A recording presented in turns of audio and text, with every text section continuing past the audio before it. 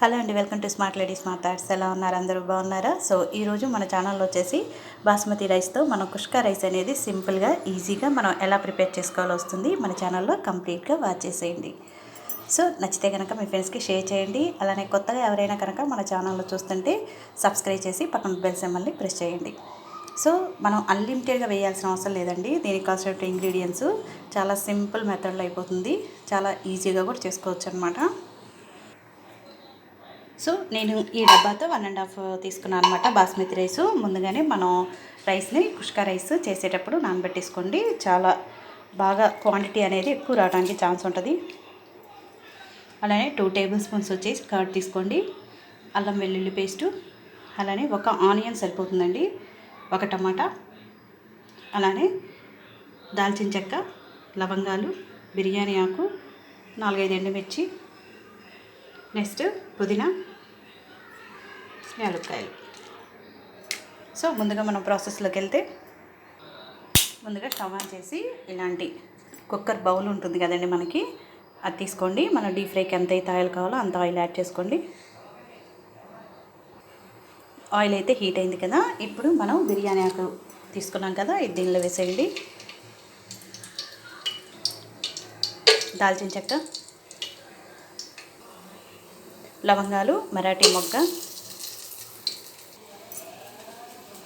షాజీరా అనమాట, ఇది గసగసాలు, షాజీరా, ఇవన్నీ కొంచెం ఫ్రై చేసేయండి. ఇప్పుడు 2 టేబుల్ స్పూన్ అల్లం వెల్లుల్లి పేస్టు, ఇదంతా ఒకసారి కలపండి.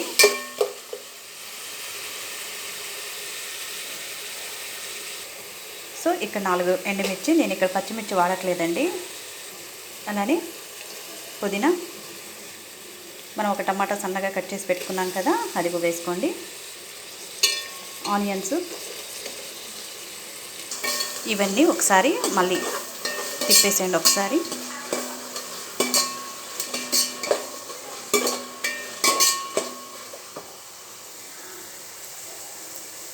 ఇప్పుడు మీరు తీసుకునే బాస్మతి రైస్ క్వాంటిటీని బట్టి మనం సాల్ట్ అనేది యాడ్ చేసుకోవాలండి ఇక్కడ. అలానే 1 tablespoon dhania powder, 1 tablespoon garam masala, 1.5 spoon వచ్చేసి కారం వేస్తున్నాను. ఆ ఉప్పు కారం అనేది మీ ఆప్షన్ అండి, మీరు ఎక్కువ తింటా అంటే ఎక్కువ వేసుకోండి. కర్డ్ వచ్చేసి 2 టేబుల్ స్పూన్స్ వేసేసుకోండి.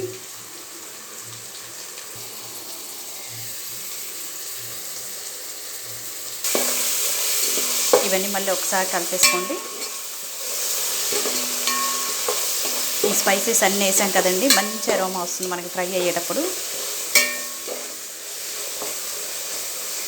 ఇప్పుడు ఈ వాటర్ అంతా కూడా ఫిల్టర్ చేసేసుకొని, వాటర్ అన్నీ కూడా మనం ఫిల్టర్ చేసాం కదా, ఇవి దీనిలో వేసేసుకోండి.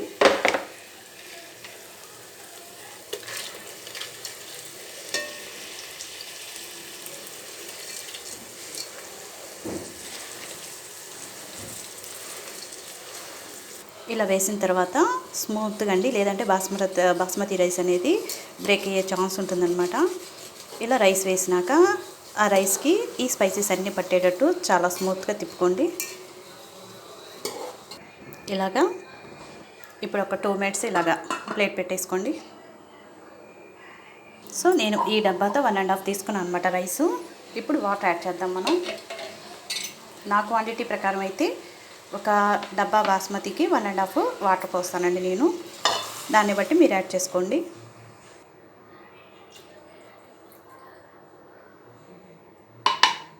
ఇప్పుడు సాల్ట్ అనేది ఒకసారి చెక్ చేసుకోండి, సఫిషియెంట్ అయిందో లేదో. తక్కువైతే కనుక కొంచెం యాడ్ చేసుకోండి, సరిపోతుంది. ఒకసారి ఇదంతా కూడా స్మూత్గా కలిపేసి ప్లేట్ పెట్టేసేయండి. ఒక 15 మినిట్స్ మనకి కుక్ అయిపోతుంది. సాల్ట్ అయితే మనం 1 టేబుల్ స్పూన్ తీసుకున్నాం కాబట్టి నాకైతే సఫిషియెంట్గా సరిపోయిందండి. ఇప్పుడు దీని మీద ప్లేట్ పెట్టేద్దాం.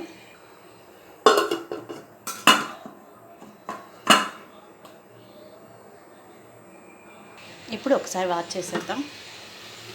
చూసారు కదా, రైస్ అయితే కొంచెం కుక్ అయిందండి. ఇంకో 5 మినిట్స్ ఆగాలి మనం, అంటే కింద ఉందన్నమాట వాటరు.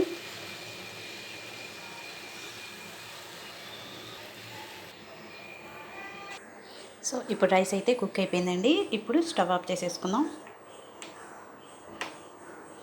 ఒక 5 మినిట్స్ ఉంచేసి 5 మినిట్స్ అయిపోయింది కదా, చూసారా ఎంత బాగా పొడి పొడిలాడుతున్నాయో. ఇప్పుడు మనం ఒక ప్లేట్లోకి సర్వ్ చేసుకుందాం. మనం స్పైసెస్ అన్నీ వేయటం వల్ల మంచి అరోమా వస్తుందండి. సో చూసారు కదండి ఎంత పొడి పొడిలాడుతున్నాయో మనకి. సో ఇలా మనం సర్వ్ చేసేసుకోవటం అనమాట. లెమను, అలానే ఆనియన్స్, అలానే పెరుగు చట్నీ. చూసారు కదా, తక్కువ ఇంగ్రీడియంట్సేనండి మనం వేసుకుంది.